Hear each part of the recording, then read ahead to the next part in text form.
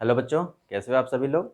बच्चों, आज की इस वीडियो में जो है ना, हम क्या डिस्कस करने वाले हैं।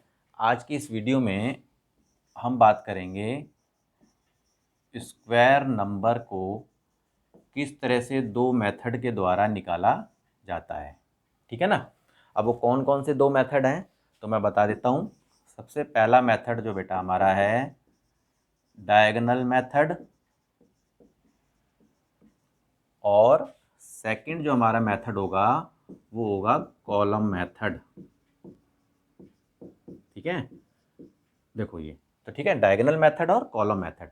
तो बेटा मैंने ना स्क्वायर रूट पे भी जो है ना एक वीडियो बना रखी है।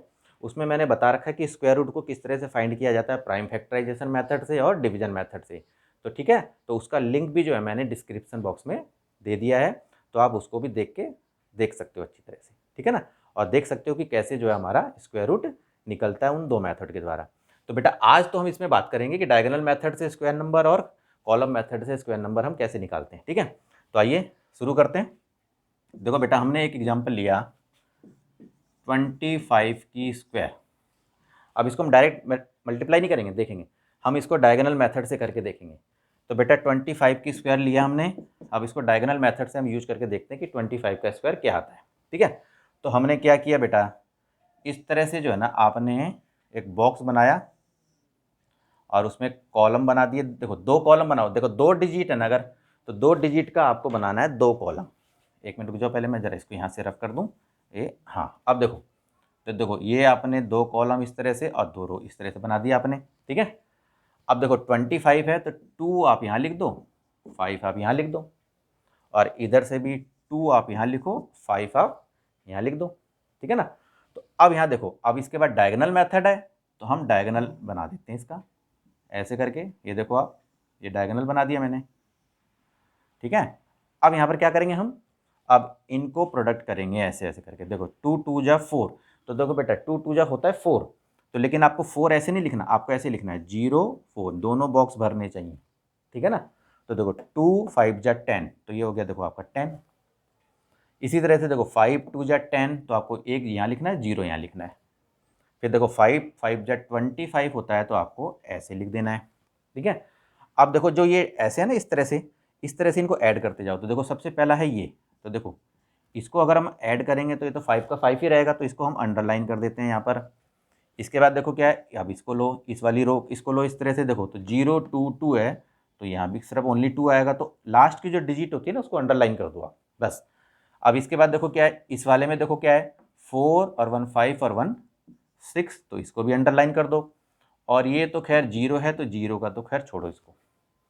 तो देखो आपका, तो इस तरह से जो है आपका 25 की स्क्वायर क्या आ गया। अब देखो 0 तो छोड़ दो खैर, तो 6 ये हो गया अंडरलाइन, और ये 2 हो गया, और ये हो गया आपका 5। अब देखो आप, तो 25 की स्क्वायर होता है 6 to 5। ठीक है ना, अब देखो आप, ये तो हो गया। चलो एक बड़ी डिजिट को और लेके हम करके देखते हैं डायगोनल मेथड से। तो देखो बेटा, अब हमने ले लिया, चलो हमने ले लिया 125 की स्क्वायर क्या होता है, 125 की स्क्वायर क्या होता है। अब हम उसको डायगोनल मेथड से सॉल्व करेंगे।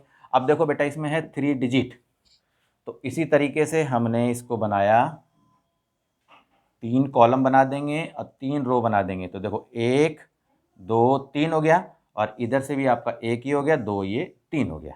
ठीक है ना, तो अब देखो 125 है तो 1 यहाँ लिखो, 2 यहाँ लिखो, 5 यहाँ लिख दो आप, और इधर भी जो है 1 यहाँ लिखो, 2 यहाँ लिखो, 5 यहाँ लिख दो आप। अब चूंकि डायगोनल मेथड है तो डायगोनल हम खींच देते हैं। चलो बेटा, इन सब के हम डायगोनल इस तरह से हम बना देते हैं ऐसे करके। आप देखो डायगोनल बना दो आप, ये जो है ये आपने बना दिया। अब इसका क्या होता है, मल्टीप्लिकेशन करो आप। तो देखो 1 1 जा 1, तो ऐसे लिखना है आपको 0 1। ठीक है, फिर 1 2 जा तो 0 2 लिखना है, 1 5 जा तो 0 5 ऐसे लिखना है आपको। अब इसकी बारी आ गई, देखो तो 2 1 जा तो 2 ऐसे लिखना है, 2 2 जा 0 4 लिखना है, और 2 5 जा 1 0 यानी कि 10।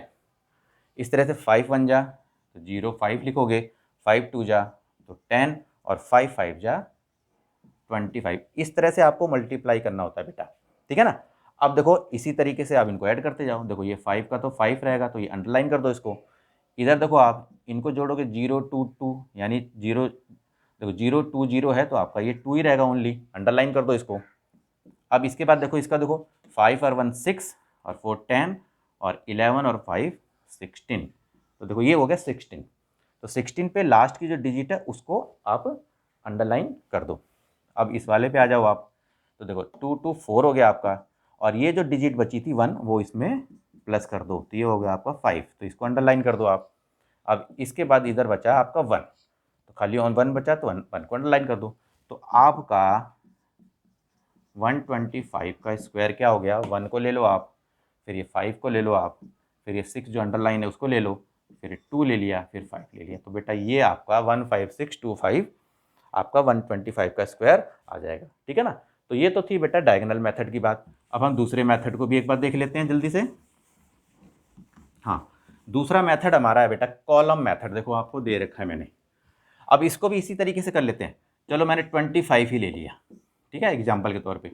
अब हम 25 की स्क्वायर देखेंगे कि कॉलम मेथड के द्वारा हम कैसे निकालते हैं। ठीक है, तो बेटा आपको एक फार्मूला तो याद ही है, a प्लस बी की होल स्क्वायर। अब देखो, अब हमने इसको कॉलम मेथड से हम इसको सॉल्व करके देखेंगे। तो देखो बेटा, इसमें आपने इस तरह से 3 वो बना दिए। ठीक है, तो देखो ये हमारा फर्स्ट पार्ट है, ये सेकंड पार्ट है, और ये हमारा थर्ड पार्ट है। ठीक है, अब आप देखो क्या है कि ये जो 25 है ना बेटा, तो चलो हमने a को मान लिया 2 और b को मान लिया हमने 5, ऐसे याद रखना। ठीक है, तो अब देखो यहाँ पर जैसे a प्लस बी की होल स्क्वायर का फार्मूला आपको पता ही है, तो मैंने यहाँ पर लिख दिया, चलो a square 2ab b square, इस तरह से मैंने लिख दिया।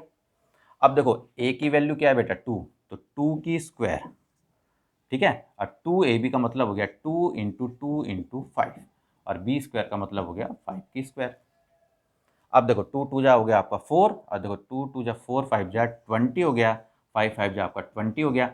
अब यहाँ भी देखो लास्ट वाले नंबर को अंडरलाइन कर दो, और ये जो 2 आया उसको इधर ले आओ और इसमें प्लस कर दो, तो आपका ये हो गया। फिर लास्ट वाले डिजिट को अंडरलाइन कर दो, फिर ये 2 बचा, 2 को आपको यहाँ प्लस कर देना है 6, इसको अंडरलाइन कर दो, तो ये हो गया आपका 25 की स्क्वायर क्या हुआ 625। तो इस तरह से आप कॉलम मेथड के द्वारा जो है किसी भी नंबर का स्क्वायर निकाल सकते हो।